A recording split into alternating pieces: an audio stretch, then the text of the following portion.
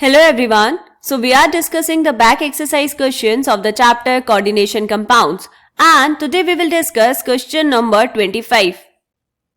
So the question is, explain the violet color of the complex titanium H2O whole 6 positive on the basis of crystal field theory.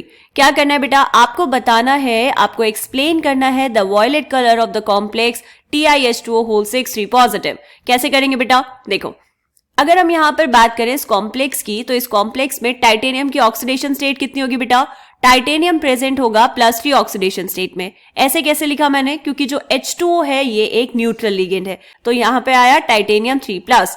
Titanium 3+ का मतलब electronic configuration कितनी, titanium का atomic number है बेटा 22, मतलब 3d2 4s2, ये होगी इसकी कॉन्फ़िगरेशन.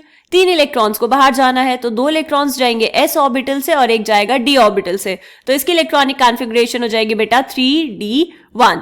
राइट, अब हमें इसको एक्सप्लेन करना है बेटा on the basis of crystal field theory. देखो ये वाला डायग्राम आपकी एनसीईआरटी बुक्स में ही गिवन है. यहाँ पर हुई है स्प्लिटिंग ऑफ d ऑर्बिटल्स, तो इसलिए 2 सेट्स यहाँ पर हमने ड्रॉ किए हुए हैं, T2g एंड Eg ऑर्बिटल्स, और यहाँ पर भी है T2g एंड Eg ऑर्बिटल्स. तो आपके पास d ऑर्बिटल में एक ही इलेक्ट्रॉन प्रेजेंट है, ये है वो एक इलेक्ट्रॉन. अब ये ग्राउंड स्टेट में है बेटा, इसके पास जो नेक्स्ट एक्साइटेड स्टेट है वो कौन सी है, Eg लेवल्स.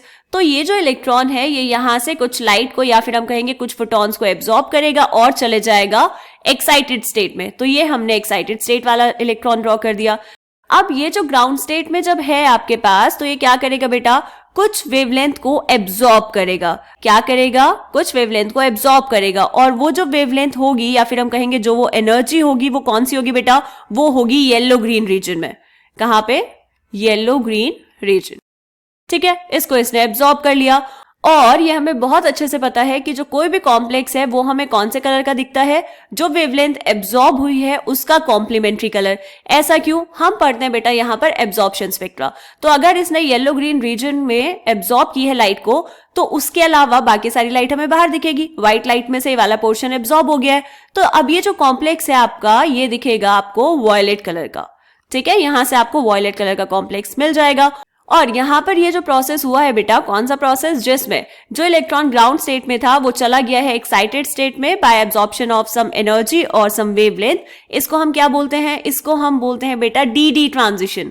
dd ट्रांजिशन क्यों, क्योंकि ये जो था T2g ऑर्बिटल और Eg ऑर्बिटल ये कहाँ से आए हैं, ये d ऑर्बिटल से आए हैं. राइट, इसीलिए हम कहते हैं कि जो कॉम्प्लेक्सेस कलर्ड होते हैं वो होते हैं because of dd transition of the electron. Clear, तो यहां पर हमने एक्सप्लेन किया violet colour of the complex TiH2O whole 6 positive. ये एज इट इज बेटा आपकी एनसीईआरटी बुक्स में दिया हुआ है under the topic colour in coordination compounds, तो आप उसको बहुत ध्यान से पढ़ेंगे तो आपको और क्लैरिटी यहाँ पर आ जाएगी. ठीक है, इसके अलावा हम एक और चीज यहाँ पर नोट कर सकते हैं बेटा कि जो लीगेंड्स हैं उनकी एब्सेंस में क्रिस्टल फील्ड स्प्लिटिंग नहीं होती. यहाँ पर ये जो T2g और Eg सेट ऑफ ऑर्बिटल्स बने हैं ये बने हैं because of crystal field splitting, और इनके बीच में जो एनर्जी गैप है उसको हम बोलते हैं क्रिस्टल फील्ड स्प्लिटिंग एनर्जी. अगर लीगेंड नहीं है यहाँ पर तो क्रिस्टल फील्ड स्प्लिटिंग भी नहीं होगी.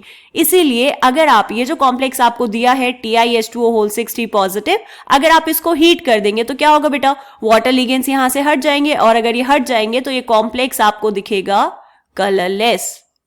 क्लियर, क्वेश्चन समझ आया बेटा. मिलते हैं नेक्स्ट क्वेश्चन में, तब तक के लिए बाय बाय.